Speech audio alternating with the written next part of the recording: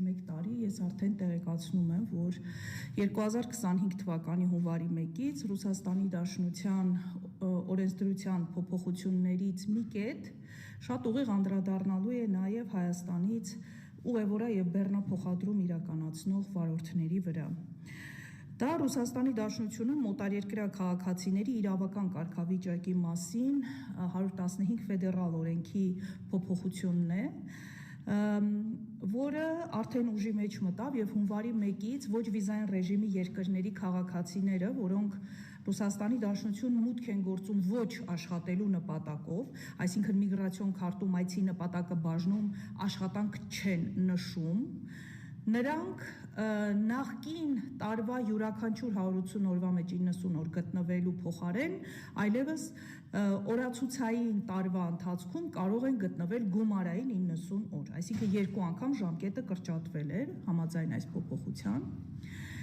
ինչը ցավոք սրտի վերաբերվում է նաև ուղևորա եւ բեռնափոխադրում իրականացնողներին եւ որևէ բացառություն արված չէր։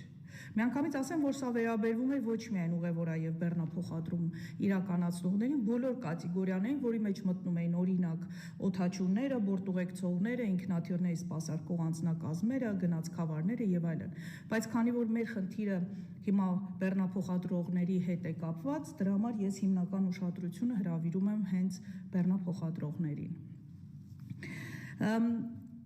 Մյուս կողմից փետրվարի 5-ին ուժի մեջ մտավ վերահսկվող անձանց ռեեստրը եւ արտաքսման ռեժիմը, ռեժիմ վիսելկիի մասին օրենքը, համաձայն որի վարչական խախտում իրականացնողները, որոնք գտնվելու ժամկետից ավել կմնան ՌԴ-ում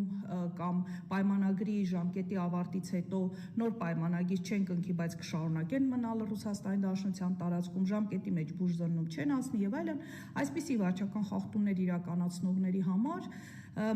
ստեղծվեց վերահսկվող անձանց ռեեստր, որտեղ երբ մարդիկ ընկնում էին, նրանց բանկային հաշիվները անմիջապես սառեցվում էին եւ որևէ գործարք նրանք իրականացնել չէին կարող, այսինքն բավականին լուրջ հետևանքներ է ունենում վերահսկվող անձանց ռեեստրում հայտնվելը։